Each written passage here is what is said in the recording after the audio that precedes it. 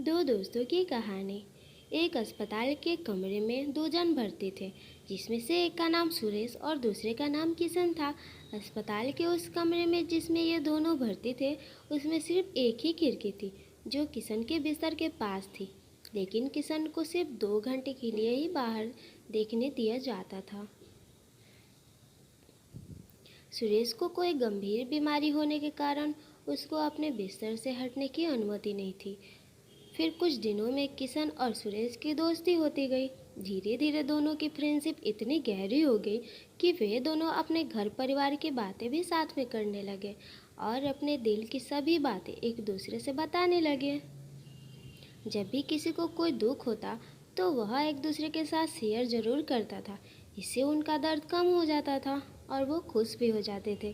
किशन हमेशा उस खिड़की के पास बैठा बैठा सुरेश को बाहर का नज़ारा बोला करता था और सुरेश खुश हो जाता था।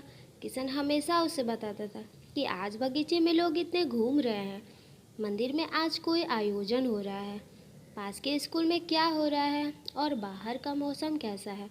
इन सभी के बारे में किशन सुरेश को बताया करता था। सुरेश अपने जीने की उम्मीद खोता जा रहा था। सुरेश ये सब सुनकर बहुत ही खुश होता जा रहा और अपनी बीमारी को वो धीरे धीरे भूलने लगा। जब भी किशन उसे बाहर के नज़ारे के बारे में बताता तो वह हमेशा इतना खुश होता कि उसे लगता ही नहीं था कि वह सब कुछ सुन रहा है। उसे लगता था कि वो ये सब देख रहा है। किशन हमेशा ही सुरेश को सकारात्मक बातें ही बताता था, जिससे कि सुरेश पर अच्छा प्रभाव पड़े। नकारात्मक बातों को नहीं बताता था, जिससे सुरेश मायूस हो जाता था। दोनों दोस्तों के बीच दोस्ती इतनी हो गई थी कि वे अपनी सभी बातें एक दूसरे को बताने लगे थे। ये सिलसिला काफ़ी दिनों तक चलता ही रहा। किशन सुरेश को बाहरी रंगीन दुनिया का नज़ारा बताता और सुरेश बहुत खुश हो जाता था। एक दिन अचानक किशन की मौत हो जाती है। उसकी खबर जब सुरेश को सुननी पड़ती है तो वह बहुत ही दुखी हो जाता है और उसे याद करने लगा। जब नर्स किशन को वहाँ से हटा रही थी तो सुरेश ने उस नर्स से उस खिड़की वाले बिस्तर के लिए अनुरोध करता है।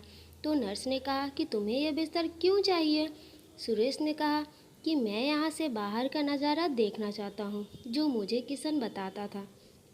लेकिन जब सुरेश उस खिड़की से देखता तो वहाँ कुछ दिखाई ही नहीं देता था, क्योंकि वहाँ पर एक दीवार खड़ी हुई थी। वहाँ कोई मंदिर का आयोजन, पार्क में खेलते बच्चे और पास के में कोई स्कूल नहीं था। जो कुछ किशन सुरेश को बताता था वो वहाँ पे था ही नहीं। किशन वो सब सुरेश को इसलिए बताता था क्योंकि सुरेश को वो सब सुनकर अपनी बीमारी को भूल जाता। वो सिर्फ सुरेश की हिम्मत बढ़ाता था और उसकी मरने वाली उम्मीद को कम करता था, जिससे तुम जिंदगी जीने का महत्व सीख सको। कहानी से सीख। इस कहानी से हमें यह सीख लेनी चाहिए कि हमेशा ऐसा काम करना चाहिए जिससे दूसरों को खुशी मिले और जीने की नई उम्मीद जगे।